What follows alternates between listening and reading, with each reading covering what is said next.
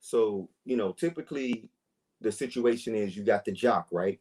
And you got the jock that do the typical jockey shit. He's a dumb fuck. No offense to my jocks out there, because I'm also athletic, so it ain't like it's about athleticism. But I'm just following the stereotypes of what society dictates. The jock is usually not too bright. He usually skates by in school on his athleticism, and the school helps ensures him because he's important to the school and to the team. And so the jock is the person that everybody looks at because everybody's clamoring for sports, because sports is an enterprise. It is one of the many remnants of the gladiatorship and ownership of people and using people for entertainment, which is fine, no problem there, right? But you've got these people in society that have been deemed what everybody should look forward to. The hierarchy of society is you're in school, you're the jock, you're the captain of the football team, and then from there you go off and you have you're the prom king, and then you're dating the prom queen, who is usually the captain of the cheerleader team or whatever, what have you. And then y'all go off and y'all go to college and y'all get Ivy League accolades and ooh off the bam, and then y'all get your degrees, and then y'all get married, and then y'all start a family, and then y'all have a white picket fence and 2.5 kids and a dog, you know, and then you live a meager life of mediocrity, where all you do is reminisce of the glory days of when you were the captain of the football team and you mattered in life. That is the extreme opposite, the polar opposite of what was a nerd. A nerd was the person who in school was intelligent, they were studious, they actually cared about science, they cared about mathematics, and they wanted to learn. They liked to learn. They read books. Oh, how terrible to read a book. Like, really? Read a book? So the nerd was the guy that was interested in those other things. And because of reading, they discovered fantasy, and they discovered science fiction, and they discovered comic books, and they played with like toys, and they actually entertained people around them for actual genuine interest, as opposed to trying to fit into the status quo and living the life of trying to keep up with the Joneses, so to speak. So the nerd is the one who actually has basically given no fucks, right? And the nerd does what he does, or does what she does, without apology. They do what they do, right? We live our lives according to our own terms. We're the god of our own ciphers. We don't let other people try to bully us into conformity or into normalcy or into what society says is acceptable or unacceptable for a human being to be. So, yeah, ultimately, I honestly believe that it's the non-nerds that are socially inept, because non-nerds are a part of a group think mentality. They're a part of a group speak mentality. And most of the quote unquote non-nerds, the normals as it were, are the people that, they, if you talk to one, you talk to them all, so to speak. They all gonna talk about the game. They all gonna talk about whatever politics is going on, and always from a particular position of either A side or B side. It's always red versus blue, right? And if you watch anything that you can think of, the hero is always ultimately a nerd in whatever capacity. Like, even the buffed heroes, they're nerds. Like, they're not doing what everybody else would do. Everybody else is living in mediocrity, and these are the people that choose to step outside of those boxes and explore and dig and dive and do things that everybody else is afraid to do. They're not going. So, yeah, middle fingers to all them people who don't understand and don't appreciate and don't value the nerd. Um, and this is coming from the prince of all nerds. So, yeah, man, I don't know. It's interesting because that is real. Because I mean, I've been there, done that. I've heard those conversations, heard those dialogues, and ultimately, at the end of the day, all the jocks can kick rocks because the fly nerds run the world. And I'm talking about on our scale, you know what I'm saying, and on a greater scale, we run this shit. Ain't nobody's saying shit about the fact that most of the billionaires are nerds. Most of the billionaires in the world are nerds. And granted, a good portion of them are nerds. That's with the fuckery. But nobody ever said that nerds were all good. There's some grimy nerds. There's some bad nerds. There's some nerds that murk. There's some nerds that go in. I mean, nerds are people too. I'll just say that. Hashtag nerds are people too. So whatever a person can do, a nerd will fucking do. And I also came from an era where being a b-boy and being a part of hip hop, many people in Chicago considered that equivalent with being a nerd. They wasn't on that. You know what I'm saying? The a lot of the gangbangers considered people on hip hop to be, neutrons and squares. Cool, whatever, But they ain't want to fuck with us when it came down to throw hands sometimes. But that's another story. So, you know, think about weird science. The nerds was always the people that everybody quietly looked at and wanted to be like.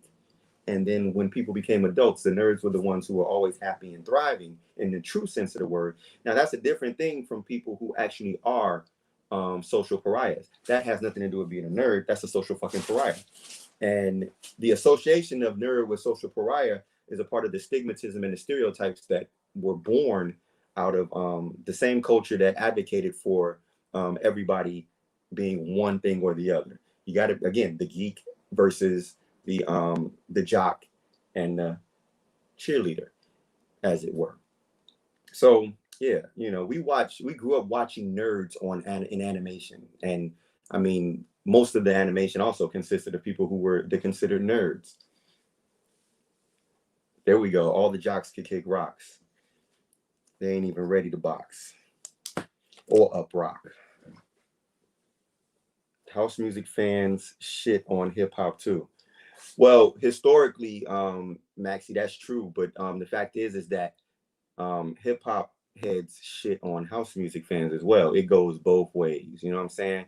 Right. Otaku GQ. The truth is that part of the issue is that a lot of times the bullied becomes the bully when they're given a little bit of power and association. So in both of those situations, you know, the nerd is not supposed to be the bully. The nerd can be a bully. I mean, we know a lot of people who claim the nerdship and who are bullies.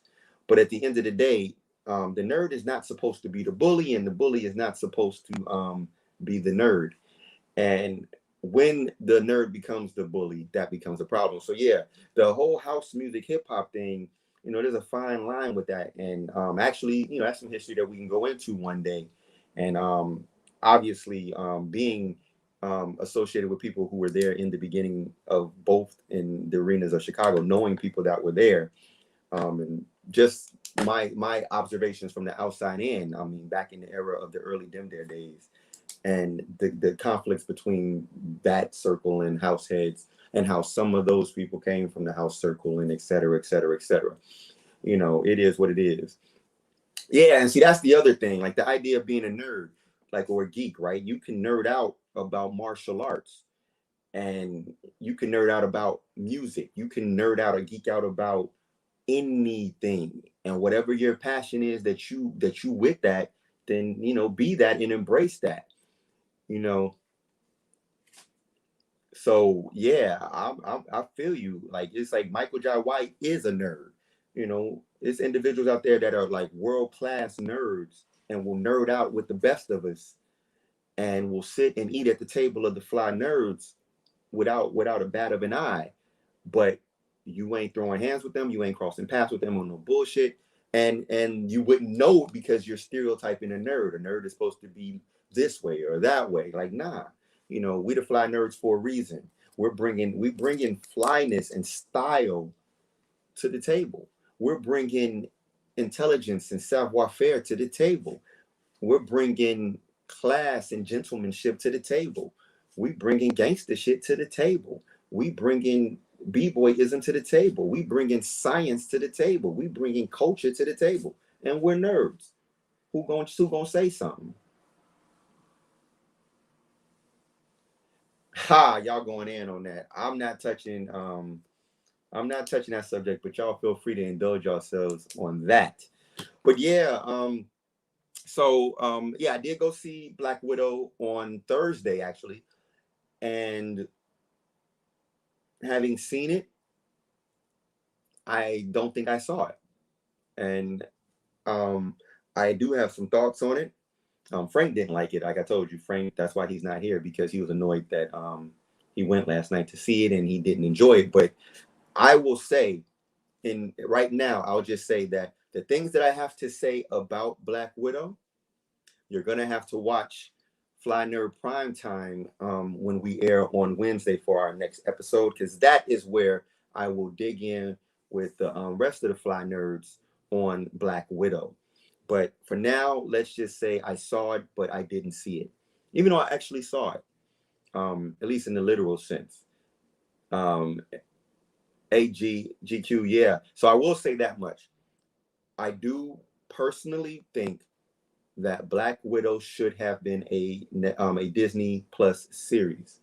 I do think it would have been a lot better and would have had a lot more time to flesh out and address a lot of things that were thrown in this movie and that took place, to give it better context and to give it better meaning and value.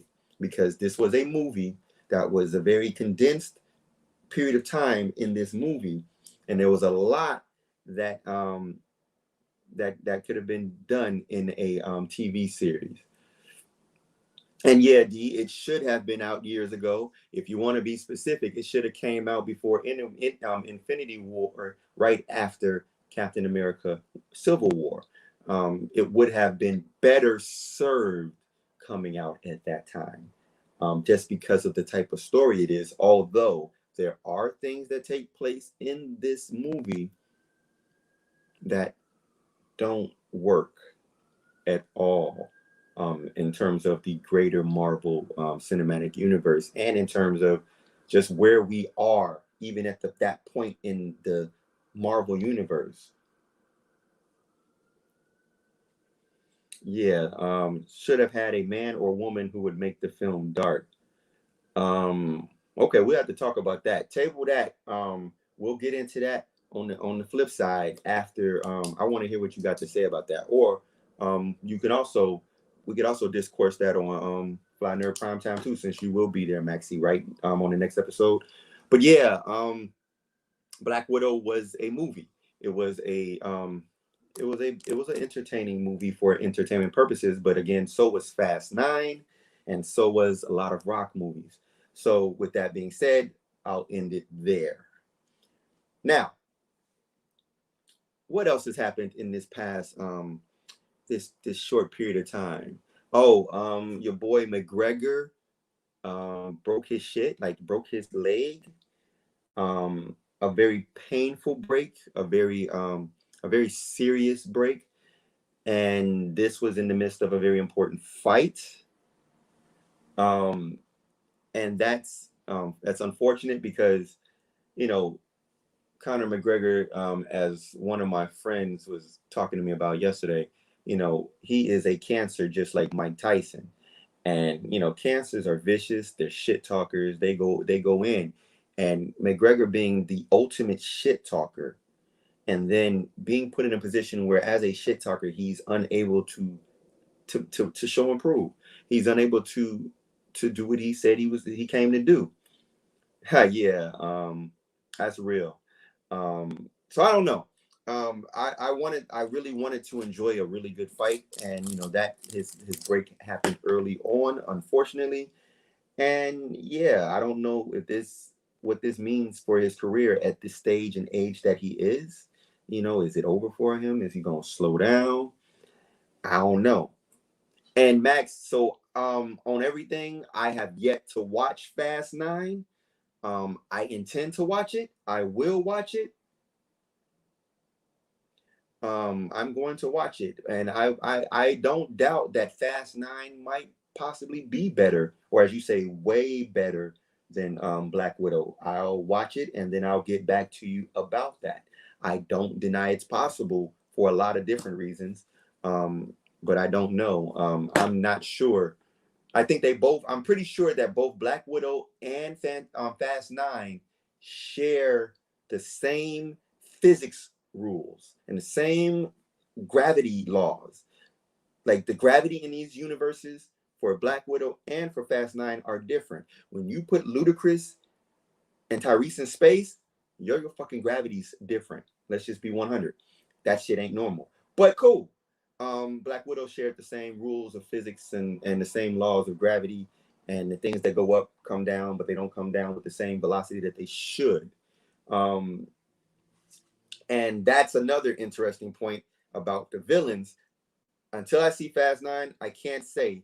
But I will say there was no real villain. Never mind. I'm done. We'll talk about that on Fly Nerd Prime Time, so y'all stay tuned for that. But yeah, so yeah, he's got questionable bones, that that McGregor, weak boned and weak blooded, as it were.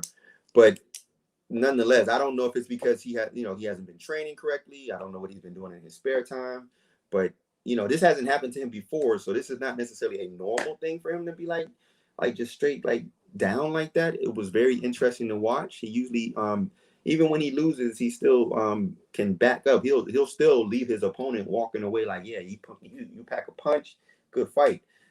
This was different though. This was very interesting. I think we're reaching the end of the McGregor cycle.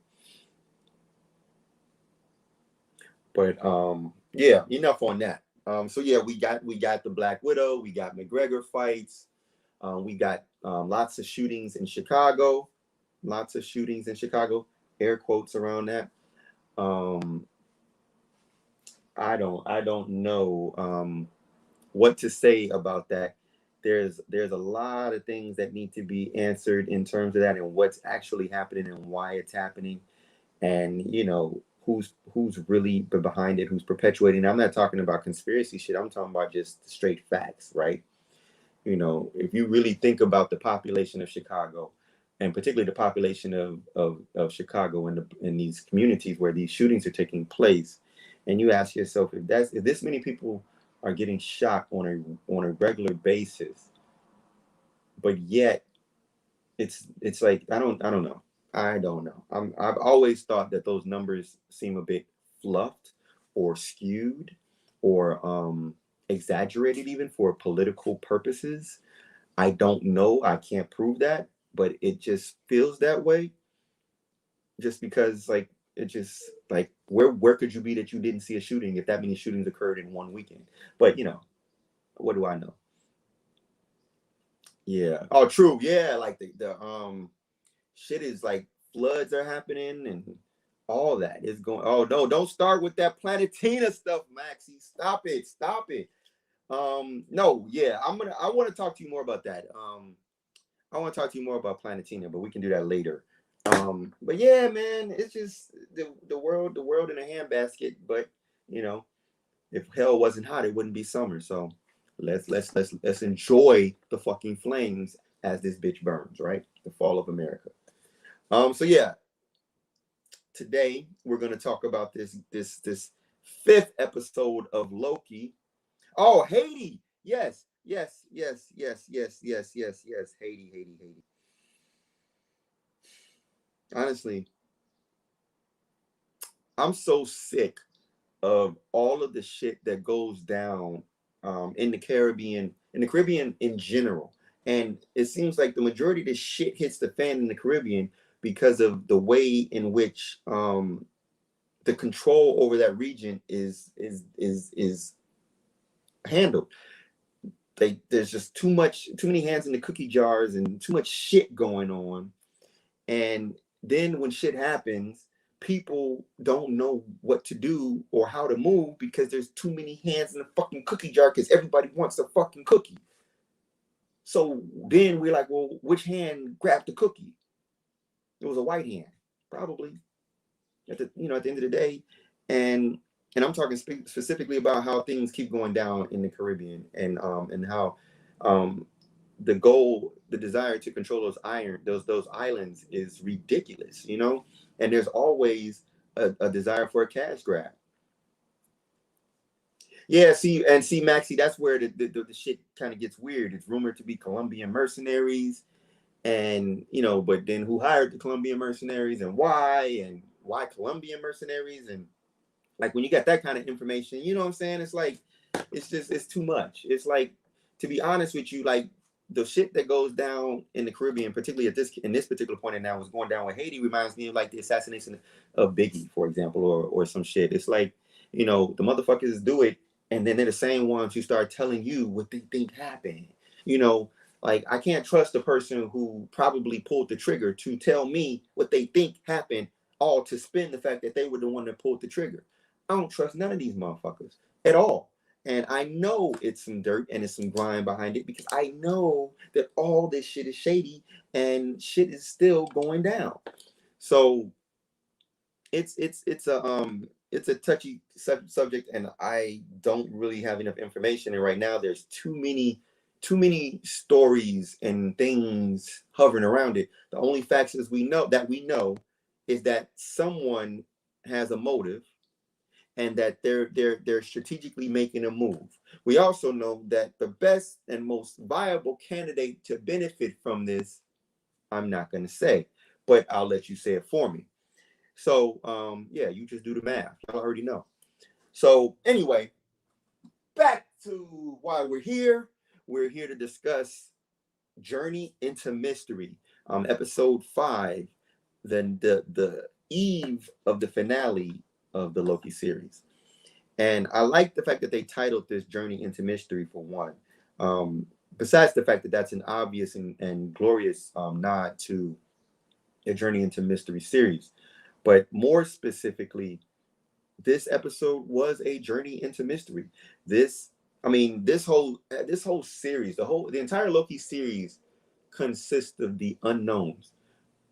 Nothing happens in this series that is not a first in basically in the entire MCU. We're learning so much at every single turn about everything, and it's setting the stage for so much, and it's opening up so much speculation and possibilities, and who's the man behind the curtain, and who's really doing this, and why are they doing that, and what's this and what's that, and oh my God, did you see that? So many Easter eggs. And really, I don't even like to call them Easter eggs. I mean, I get it because you're hunting and they're hidden, but some of these things are placed very obvious, and I think it's just for entertainment purposes sometimes, and other times I think it's really to fuck with us because that's what Feige and gang like to do. Feige is a true nerd, but he's not a fly nerd, although he's welcome to participate in hiring the fly nerds to make himself flyer. That is on the table. So that's interesting. Maxie, you said that this 5th episode is the least favorite out of 3 for now. Okay, so let's talk about this. Let's talk about this episode. First of all, Loki wakes up to the League of Lokis, right? And the League of Lokis consists of classic Loki, boastful Loki, alligator Loki, and Kid Loki. And to say in the most simplistic form, it's obvious that ultimately the first standout when you see these is classic Loki, because seeing classic Loki, it's fucking classic Loki, like comic accurate outfit, which I love how every once in a while you get to see comic accuracy in these outfits, and it just really pushes the envelope of the visuals and the cinematography. But yeah, so the League of Lokis, they're there. Loki's like blah blah blah blah blah, and you know they're like, this is the void, and that's Elias, and let's go shut the fuck up. So we now have the established situation: the void and Elias. Now that alone, the void. We can really get into some conversations about the void. We can get into conversations about Elias and who Elias is aligned with and serves, and what the void actually is about, and all of that stuff. Thus, the speculation begins, and the speculation starts to unravel into a fucking rabbit hole of Wonderland shit. That's why you got like this is one of the best things about the Loki series and about these Marvel series in general, is that they create enough space in their storytelling for our imaginations to wander off and dwaddle off into our own thoughts and down rabbit holes and chasing white rabbits and having tea with weirdos and all that type of stuff. This show gives ample opportunity to dive and wander off into these obscure corners where cobwebs exist in the Marvel comics, and they just hand it to you, and then they don't apologize. They just walk off and say, yeah, here, enjoy, we'll be back with more. And so yeah, there's this void, and then there's this smoke monster. basically Eliath in the form in which he presents himself. They basically say that he is a living, or it is a living tempest that devours reality, or devours existence. And the first thing I thought of when they said that was that this is the nothing from the Neverending Story, right? So I appreciate it. For me, that was an interesting and direct Easter egg that ties back to another similar series about an individual who is on a quest to save the world from the nothing. And what's interesting also is that obviously, if you know the story of the Neverending Story, in that the nothing had a minion, which was a wolf who was his servant. And in this instance, Eliath is a giant cloud of nothing, but takes the shape of a wolf, so to speak. It was very interesting. So anyway, back in the TVA, Sylvia corners Renslayer, and she's like, "Ooh, up the bam, you're gonna pay what you owe, Santa. I want to know everything." And then, oddly enough, Renslayer starts to play the game. Sure. So she tells Sylvie that Loki isn't dead, that when things get pruned, or when timelines get clipped, they're not actually erased from existence, that they're actually sent to the end of time where there's a void, and that's that. So there's just this place where all of these variant timelines and all these variant individuals are sent, and that's where they stay. And the reason why is because when it's impossible to completely erase something from existence, there will be remnants, as they said. Everything, you can't erase the entire thing, so there will always be something that will trigger something else, and down the never-ending path. So the question at this particular point is, how much of what Renslayer is saying is true, and how much of what Renslayer is saying is a lie in an attempt to deceive Sylvie? We don't know yet. So now we're back to the Loki Legion, and they're talking, and there's this moment where they're discussing, the things that they did and how they got there, and Loki's like, "Why are we listening to this kid? And what the fuck is that alligator?" And they were like, "Yeah." Classic Loki's like, "Yo, this is his realm. Listen to him." And he's like, "Well, why? What was your Nexus event?" And the kid Loki's like, "Bitch, I killed Thor. Any other questions, motherfucker?" And so, yeah, that's kind of intense. Like, right? Like, and kid Loki's just kind of like matter of fact about it. Like, "Yeah, that's what I did. What did you do?" So as they're walking through this place known as the Void at this particular point, they're like, throughout the episode, you see so many different random things. One of the things that was interesting, that we'll take this moment to discuss those things that we see. One of the things that I saw that was very interesting was so there is, well, my favorite, first of all, Thanos' copter, right? For those who don't know, there was always a joke, and I think that that's a part of where a lot of this stuff comes from, is jokes that take place that we say after we watch certain things in the Marvel Universe, and then we go on social media and we talk about it. And so if you remember when Endgame came out and we saw Thanos with his weapon, many people made jokes about the fact that that blade that he was wielding was the helicopter blades from the Thanos copter. And so the Thanos copter was literally the red Thanos copter with the words in yellow Thanos on the side. Hilariously, is actually in the episode sitting there, just to demonstrate that this void at the end of time, which is where all clipped realities converge, anything that has ever deviated from the timeline appears in this place. So they're pulling stuff from various comics and from various animated series and from various whatevers and throwing them in this place, saying, "Look, these things do exist in some variant timeline that you haven't seen." So everything is now possible in the Marvel Universe. And if it gets addressed and clipped, it ends up in this place at the end of time called the Void. So we also saw Red Skull's escape vessel. Remember the big propeller thing that looked like it was like a tube with a big propeller. That was crashed on there. There was also obviously the Dark Aster, which was It's a Kree battleship, particularly the one that you saw in Guardians of the Galaxy, and also the one that you saw in Captain Marvel. There was also Yellow Jacket's helmet. And what's interesting about Yellow Jacket's helmet, I'm uncertain if Yellow Jacket's helmet was in the foreground close to the camera, so it looked huge, or if it was very much huge there. You know, being that Yellow Jacket was the Ant-Man villain and he has the ability to shrink, he probably has the, you know, we don't know if he figured out how to get large. Anyway, Yellow Jacket's helmet was on the ground, alluding to the fact that either at the end of Ant-Man, when he, you know, vanished into that domain, into the quantum realm, somehow vanishing into the quantum realm, perhaps he did some time travel, which resulted to him being on the radar, and he ended up in that place being clipped or pruned. So his helmet was there. Is he alive? We don't know. Probably, maybe, we'll see. But yeah, so his helmet was there. One of the cool things that was just, I'm sure, a nod was the Living Tribunal's statue. I'm not sure why the Living Tribunal would have a statue, and who the fuck would make a statue to the Living Tribunal to begin with. But the Living Tribunal, there was a statue, like the head of the statue was on the ground. And then there was a helicarrier, you know, obviously the shield helicarrier.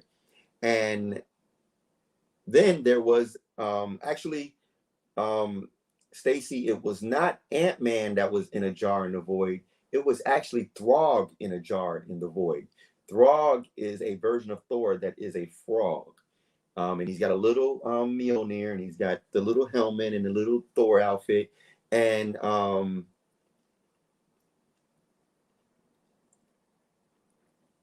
yeah, so Throg was there in the jar. And there actually, unfortunately, was a cutscene where Throg was, before he got put in the jar, where he was actually fighting Loki, and he basically put Loki on his ass with little baby Mjolnir. And that would have been excellent. And they said that Chris Hemsworth actually voiced Throg for this scene, but they ended up cutting it completely out of the episode. So unfortunate. But yeah, so Throg is there, and that's cool. Like, again, they're just throwing all of these obscure moments from the comics that we know about and putting them in these in this episode and saying, hey, anything that you can imagine from the comics are real and exist, and they're in this world, right? So boom. The thing though that is most interesting, because this is something that's not like anything else that has been seen. This is only if you really know and if you're really paying attention will you catch this one. There was an Avengers Tower in this place, an old destroyed Avengers Tower, but it did not say Stark on the side. It spelled King, Q-E-N-G. We're not going to talk about that today. We're going to save this one for later. Maybe later on today on this episode, but most definitely we're going to dig into Kang Tower, Q-E-N-E, Kang Tower, and who Kang is. Who is this individual who purchased the Stark Tower from Stark? Because we know that he sold Stark Tower. Who is this individual who purchased Stark Tower? Put Q-E-N-G on it. Kang, Q-E-N-G. I'm just going to repeat that for a minute until you catch on. But yeah, we'll talk about the importance of why they even put something like that in here, because it's not something that you would know about from any part of any movie prior to this, which means it's alluding to something else, because it's not something you would know. It's impossible. It's just not a thing unless you know. So yeah, just if you take a moment, you guys can feel free to look up Q-E-N-G. It's Kang Tower, and who it was, I'll give you a hint. His last name is Richards, but it's not who you think, or maybe it is. We'll see. Look it up, and we'll talk about it later, or most definitely we're going to talk about it on Fly Nerd Primetime on Wednesday on the next episode. So once again, multiple things that we will be digging into on that episode, because there's so much shit to dig into. But anyway, enough with the Easter eggs. At least these are the core Easter eggs that I saw. There may be more, and if there are more, let me know. You onto something, Vince? Keep that going.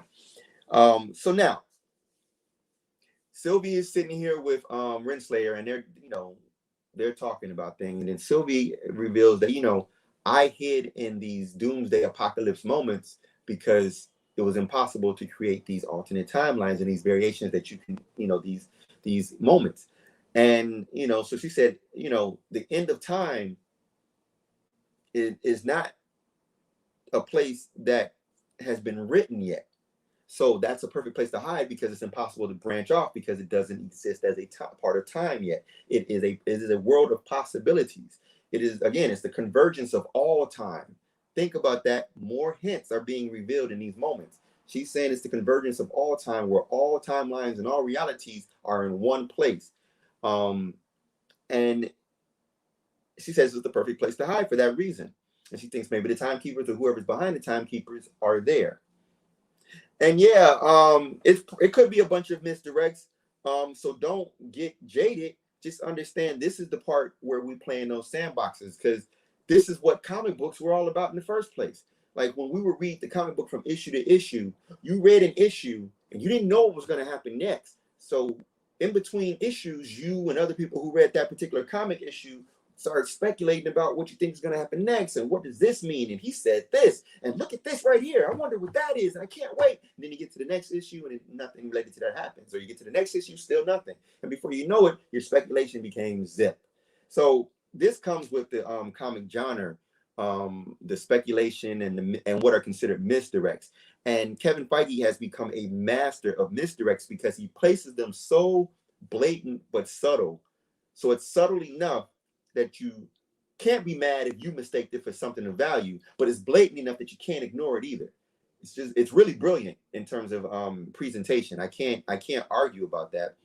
And just like in the WandaVision series, the whole Mephisto thing, it's kind of one of those things where you got to learn, like you got to be a detective. So this is going back to Dark Matter Detectives, right? So we're watching these movies and he's sending us things, and we got to start going through these clues and start figuring out, okay, is this a ruse? Is this legit? And I mean, this is especially perfect for a Loki series, since Loki is about deception and illusions and send-offs and misdirections and sleight of hands. So everything that's happening in this series is all a part of the presentation of Loki. It's all a part of the display of being a Loki and what Loki is all about. The whole thing of Lokis don't win, they survive. Is that an allusion to what's going to happen at the end of the series? I'm 99% sure that the next episode, Loki is not going to win, but he will survive, because I'm pretty sure that whomever is in the creepy castle, it ain't going to be somebody that they can fuck with. It's not somebody that they can fuck with. So to be fair, while we talking about this, so you said Ralph Bohner was a major letdown. Here's the trick, though. How do you know it's a letdown? How do we know that wasn't yet another spin? How do we know what's what at this particular point? They haven't made it. There's a lot of things that are unclear. For example, just going back to that series again, WandaVision, as we do this brief interlude in the Loki series, episode 5. So in WandaVision, remember, the beginning of the WandaVision series started with Agent Wu talking about he lost contact with an unknown witness protection person, a person who was under his supervision, whom he lost contact with. At no point during this entire thing did it ever become apparent who that person was. Now, in the realm of that, we already know the level of people that are assigned to Agent Wu, because of the level of clearance he has in terms of these great secret organizations. He's FBI, but think about who he was dealing with when we met Agent Wu. He was dealing with Ant-Man. Again, a what would be considered a superhero, a superpowered person, per se. So he seems to be in that world. So if he's given somebody to put into witness protection and he dips them off into a small town, maybe there's something to that. Maybe there's something to why Ralph Bohner was who was chosen by Agatha to participate in her ruse versus anybody else. Like, you really got to start putting the possibilities together, which again, that's what this is all about, the speculation and where this could go and what could happen. It ain't about being right or wrong. It's just about the fun of the exploration. So I'm not so sure that Ralph Bohner was a ruse. I don't give a fuck what they say. I know that you don't choose that actor to pretend to be a character that he's played before in another Marvel movie, only for it to be a ruse. But then right after this, we have a show that deals with multiverses, and we know that there's variations of people and there's alternate versions of people who don't look like the same person. So the fact that there could be a different Quicksilver who somehow managed to cross over into a different timeline and thus get into protection, like, man, that's an unlimited rabbit hole. We can go all day on the fact that Ralph Bohner could very much actually have been Quicksilver who came to this place. Because I'm still not sure how Agatha was able to grant a normal person powers and do things that she actually never saw him do. How did she grant him memories of things that she never knew about? How could she retrieve memories from Quicksilver? He had his own memories of things, and he wasn't exactly confused about having this twin sister. He just remembered their histories different. So Ralph Bohner actually had a twin sister who was Wanda. He had a Wanda twin sister. The whole time, Ralph never questioned any of that shit. So I think there's a lot more going on with Ralph than just that he was a fake. He might have been the guy that Agent Wu was trying to communicate with, who might have been a Petro variant, who might have accidentally ended up there for A, B, C, or D, because we still don't know why there's these variants popping up or what's going on in this concept. We don't know what's really going on. All we know is we're being given all these Easter eggs and pointing to this greater event. We know that there's a Doctor Strange in the Multiverse of Madness. We know that there's a Spider-Man movie with Spider-Man villains from other timelines, other universes coming to this planet. We don't know really how about any of this shit. So we don't know when this started. We don't know if this is something that is happening in relation to the Time Variant Authority. We don't know anything. And since a lot of these shows are out of order in terms of how they were originally supposed to be presented, who knows? They said that they changed certain things in a lot of these episodes because the time order of when they were released has shifted. We don't know. So I'm not sure about Ralph Bohner being just a fake. I'm not sure at all. But anyway, back to this Loki thing. So we've got this void situation, and we've got Renslayer trying to stall for time. So Renslayer and Miss Minutes are talking about these files, and we're going to retrieve the files for the end of time. No, the beginning of time. No, what about the spaceship? And so they're stalling Renslayer with this thing called a void spaceship, and like, Miss Minutes is looking for the file, and Sylvie's like, yo, you on some bullshit, you stalling.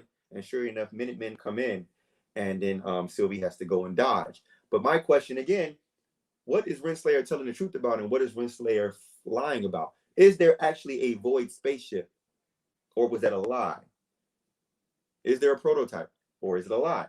We don't know yet, but there's a lot of things that are unclear about Renslayer and what her agenda is at this point, because she's moving kind of weird and she's moving kind of odd. So a lot of questions that are unanswered in that context.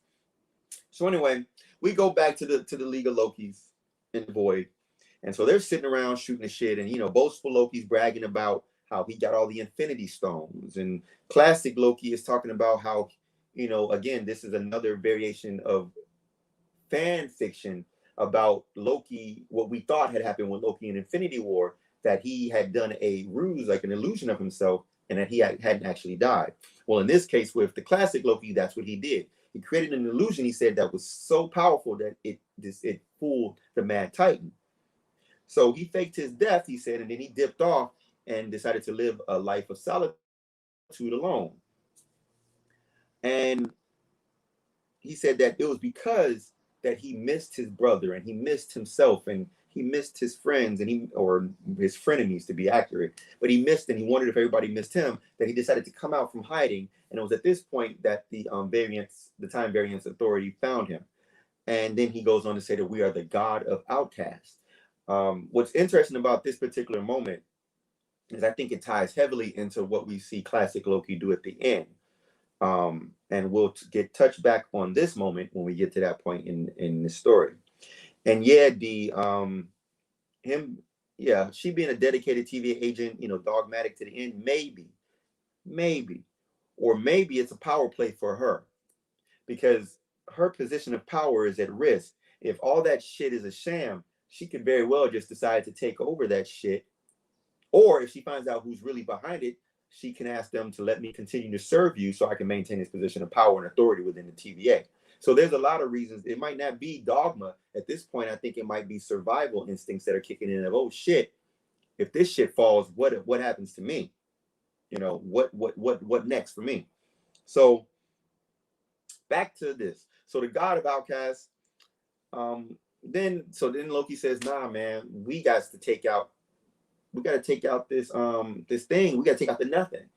And and they're like, you can't kill Elias. And he's like, oh, let me monologue to inspire you to go on this mission with me, right? And they laugh him off like, yo, you're a Loki. We're not moved by your monologues. So at this point, Loki's like, well, fuck you, I'm out. He opens the door to where they're hiding, and sure enough, President Loki and the remaining alternate Lokis and variant Lokis of others show up, and then they come in, and then that's when shit starts to get weird. So now, back Sylvie, when she was cornered, she pruned herself to escape. She wakes up in the void. She gets chased by Elias. She touches Elias, and she sees a castle. Ooh, a castle. Is it a clue? Is it just some randomness? I mean, how many people live in castles? Okay. How many people live in castles that relate to potential time travel? Okay. How many people live in castles that possibly relate to time travel, that possibly relate to voids and end of time? Okay. Keeps narrowing it down. Then you get to how many of those, and then Elias, narrow down even more, and you get your answer.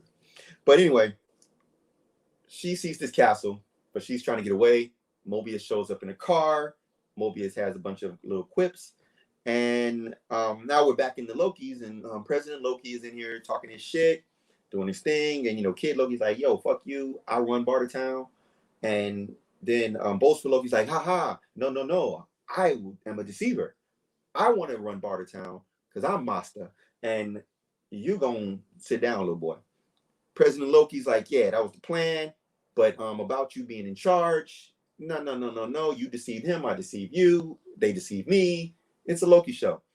And so, like, all the Lokis are going crazy. Alligator Loki gets pissed, bites off President Loki's hand. And it just, dogs and cats living together, mass hysteria.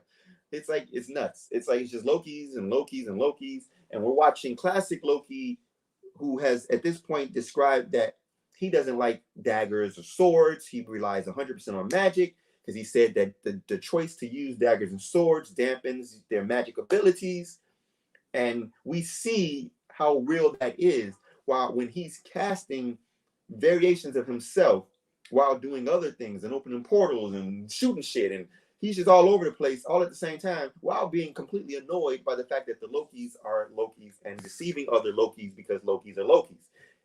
Hilariously classic Loki in every sense of the word, and his frustration with life and the world, and you can see it all over his face. It's so real. So at this point, the remaining Lokis, that's classic Loki, Kid Loki, and Alligator Loki, sans Boastful Loki, agree to help Loki kill or attempt to kill Elias. At this point, we're back to Mobius and Sylvie. They're discussing the same thing. How can we get out of here? How do we help? What can we do? And she's like, well, we got to go back to Elias, because I think I can enchant Elias. And now here's where this is one of those Easter eggs that for me was very, very, very, very, very cool. Very, very, very, like, this was something that in my early years, on my nerd shit, I was really in love with this story. I was very big into conspiracy theories, and especially conspiracy theories that related to governments and shit like that. And the Lokis see the USS Eldridge fall out of the sky. The USS Eldridge, for those who may not know this, so there was a movie called The Philadelphia Experiment, and a similar variation of it, The Final Countdown, if I'm not mistaken. But yeah, so it's a Navy destroyer. And the thing about this Navy destroyer and why it was always associated with this thing called the Philadelphia Experiment, and also related to the Montauk Project, and the Montauk Creature. So this vessel, this particular Navy vessel known as USS Eldridge, was a vessel that was fixed with these devices. These devices were never explained where they came from. The rumor or the conspiracy is that these devices came from a crashed UFO. But anyway, and they were reverse engineered and placed on this ship. And this ship was sitting in a shipyard at a base in off the coast of Philadelphia or some shit. And they turned on this device, and the story is on paper, on official record, is that this was a cloaking device that's designed to render the USS Eldridge invisible to radar, right? But where it gets interesting is that there are multiple witnesses to this, which is why the story is wide open and difficult to ignore. But this destroyer, instead of so-called being invisible on radar, literally vanished, disappeared from that spot, was not to be seen. It appeared in the exact few moments later in New York, in the harbor. So it teleported from Philadelphia to New York at another point in time. Then it teleported from New York back to Philadelphia. And when it reappeared in Philadelphia, witnesses said that there was agonizing screams, and bodies were fused with the hull of the ship. Literally, bodies were merged into the metal as if somehow the molecules became kind of unified. And these people were all stuck inside of the ship. Some of them were still alive, mixed in with the whole of the ship, screaming in agonizing pain. Other people were just gone. People were missing. Now, what the further story says from the conspiracy is that the people who were on this ship say that they time traveled, and that they time traveled by going through this dimension, through basically time and relative dimensions in space. They traveled through a dimension, and in this dimension, there were other beings. There were aliens, and there were these beings that they met. And they ended up in New York in another place. Now, again, have fun with researching this, like other things that I suggested. But this particular history was always cool because there were so many elements of evidence that this actually happened. And there were people who witnessed it who were not on the ship. There were actual Navy soldiers who were standing nearby who had no idea what the experiment was supposed to be. And when it happened, watched it happen in real time. And before they were silenced, they spoke on these things and they talked about these things. But anyway, so the USS Eldridge comes down. And obviously, the reason why it's put into this show is because if the ship time traveled, that's a violation of the sacred timeline, and thus TVA would have came in and erased all that shit, thus sending it to the void. Very, very, very cool. So the Lokis see Sylvia and Mobius driving up. Sylvia is talking about the man behind the curtain. And here's where it gets very, very, very deep as well. Another important dialogue that could be a ruse, could be trying to deceive us and spin us. But her exact words is that she thinks that the man behind the curtain is beyond the void. Beyond the void. Beyond the void. Beyond her. Anyway, I thought that was interesting that she chose that word beyond. That she thought that, because if you stop the sentence there, then she thinks that the man behind the curtain is beyond. And that is huge. What's cool about Beyond and Beyonder and Battle World and all of that shit, right, is that this place that they are could very well be Battle World. And if you know anything about Battle World, then Battle World is a place where various people from various timelines showed up and did battle. So maybe this void place at the quote unquote end of time is Battle World, where they are, and that's where people, the timelines converge and everybody does battle. and Beyonder likes to watch, likes to participate, likes to entertain himself with watching people fight. And so very, very, very interesting. So is it possible that we're gonna, because we already know that they are doing secret wars, which ties into Battle World and etc. They've announced that. Is it possible that all these Easter eggs and all these spinoffs, and if you looked up, if you took the time to look up who Elias was associated with, then you know that, and the fact that they threw in Kang Tower in here randomly, if you took the time to look into that, then you'll know there's a connection. And maybe we're looking at another merger of characters similar to Sylvie and Loki, Lady Loki, or Sylvie, Lady Loki, the Enchantress. We're also looking at a merging of possibly Beyonder and Kang, or maybe there's just Beyonder and Kang is not even in this at all at this particular point. Maybe it's the Beyonder that's behind all of this. And that is juicy. More on that, because I'm just touching on that theory. We'll get into that on our next Fly Nerd Primetime episode. Now, Renslayer at this point back in the TVA decides to go to B-15 to ask about Sylvie. B-15 in this process realizes that this isn't about being bureaucratic or following protocols and dogma related to the TVA, but she actually wants to figure out who's behind it. We just don't know why. And then we now get to this point where, so here's the other question. Why is Renslayer keeping B-15 alive? She pruned C-20, she pruned Mobius, all because they woke up and they knew what was going on. B-15 did far worse than wake up. She actually helped the Lokis. Why is Renslayer not just pruning her and being done with it? What is it that she's keeping B-15 for? That's a question, unanswered. But now Renslayer has, being exposed. She goes to Ms. Menace and is like, yeah, I need the files on the TVA from the end of time to the beginning of time. I want it all. I want to know everything. I really want to look at this shit now. She's curious. She wants to understand who's behind this. And I think it's because she wants to maintain her position of power and she doesn't want to lose what she's got. So now back to the Lokis and Mobius discussing being an alligator Loki and what that actually means. Meanwhile, the other Loki, the real Loki and Sylvie are discussing Nexus events and what it means for them to be friends or something. And there's this weird moment again where they're cold, or she's cold, Sylvie's cold.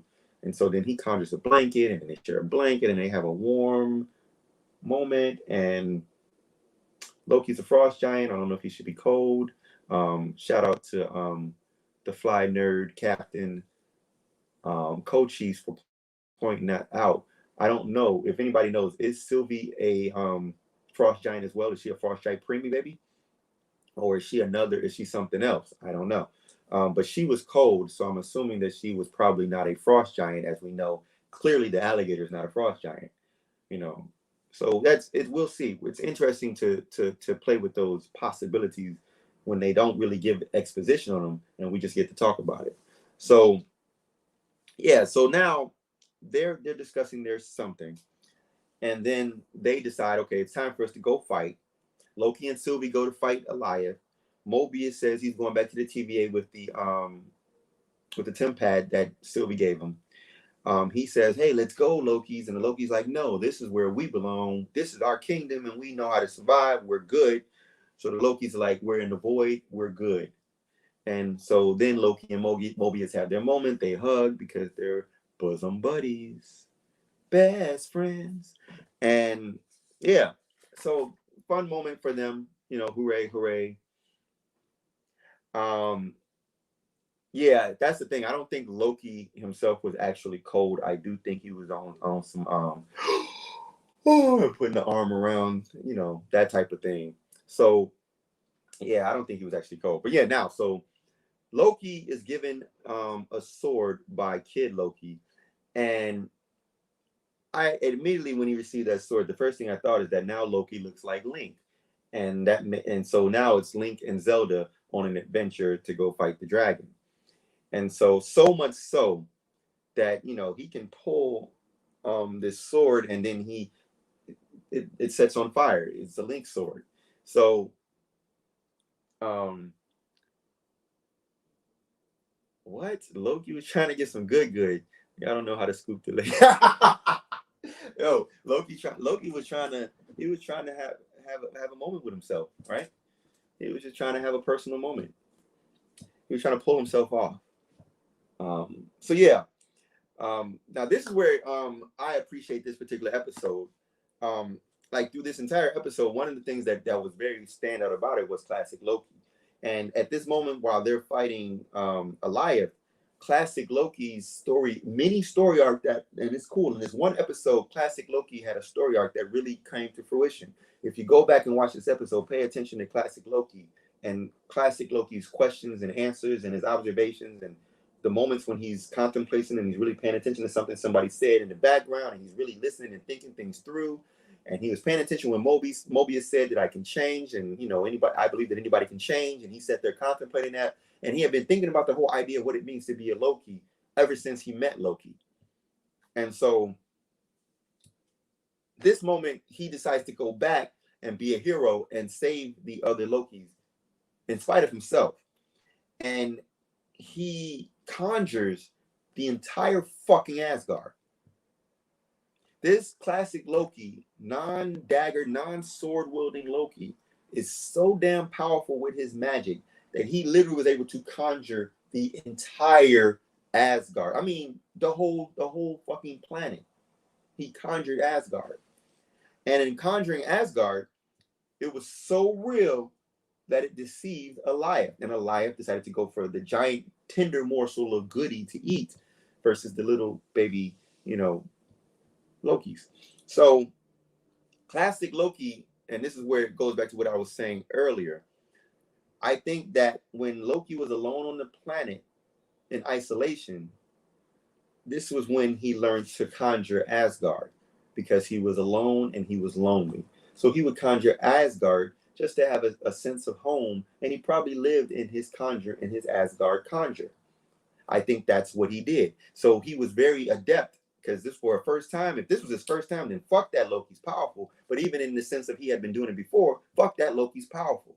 And so at this moment, Sylvie's like, how did he do that? To which Loki responds, I think we're more powerful than we realize.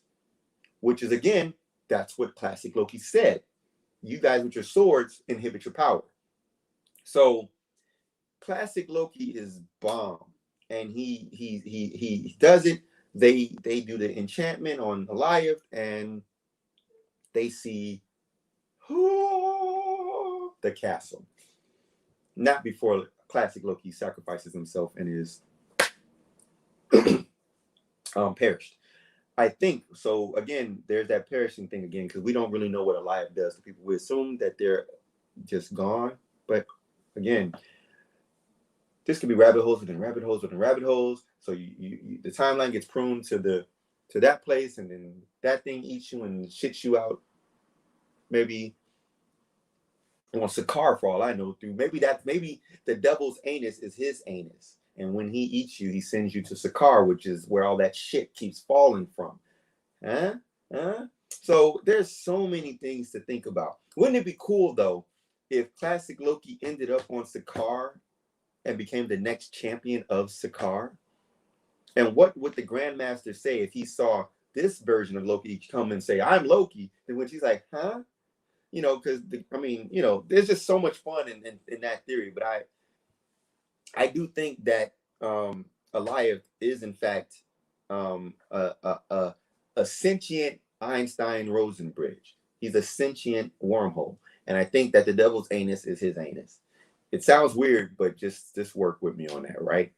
So yeah, they take care of that, and boom, they see the opening. Now, what was cool about this moment was if you paid attention to how this opening occurred with green magic, no less.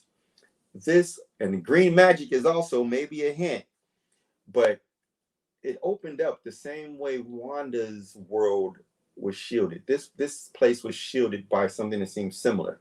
And if you look inside this space, you see the castle again, the ominous castle. And then you see a couple of ships flying in the air near the castle. couple of flying vehicles, some type of vessels, some type of vehicles.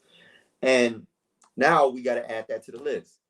So who is it that lives in a castle that has some association with timeline, that has some association with the void, that maybe has an association with Elias, that also would have some variations of technology and etc. And maybe green magic. I can see why some people thought it might have been Victor Von Doom. And honestly, it's possible it could be Victor Von Doom. I at this point, I have no idea what's going on, but there's so many options. So on the table for some people, there's Victor Von Doom, there is Kang, there is Beyonder, there is, yeah, that's kind of like the three primaries that are presumed to be in that place. Obviously, if you want to connect the dots to other things that we've heard in terms of what is or is not, or maybe could be possibly kind of sort of happening in the Marvel Cinematic Universe going forward, one of the things that has been proposed is that the Fantastic Four have been in the quantum realm through one of their experiments since the 60s, trapped there, not aging because of time moving differently. And if they've been trapped in the quantum realm, and again, we got a certain robot in the first episode that was very reminiscent of Fantastic Four. So I'm thinking those connections and Kang's connection, which also ties in potentially to the Fantastic Four, maybe, but Kang also has a connection to Victor Von Doom, and all of that stuff. And Victor Von Doom's powers are typically green, and I mean his magic powers, and that could be Doomstat, Castle Doomstat, which would make perfect sense in terms of who else would fucking live in a castle, in the middle of, whatever. So what if Doom went to... No. It could be the green magic could be them enchanting and controlling Elias, but the green was on the portal when it opened, and that was the shield. So I don't know, but in terms of the castle part, that part really is interesting, because if it's future tech and so we're talking about magic, we're talking about technology, because we see the flying vehicles. So you've got this ancient castle, but you've got this future tech with these flying ships, and you've got obviously magic is controlling Elias. It's some type of spell casting. But then this person is also somehow related to time travel and is potentially controlling the TVA, because we only assume that Elias is the guard dog of the person who was controlling the TVA, versus Elias being the guard dog of a person who was cast into the void, who then chose to build himself a platform in that arena. So, we don't really know what to make of any of that. And at this point, I'm going to bring in some people to talk about these things, because it gets very interesting. If you're watching me on Facebook or YouTube or Twitch Live, if you're watching me from any of those platforms, get on IG Live and catch me over there, because that's where we're about to get into the intro, the interest.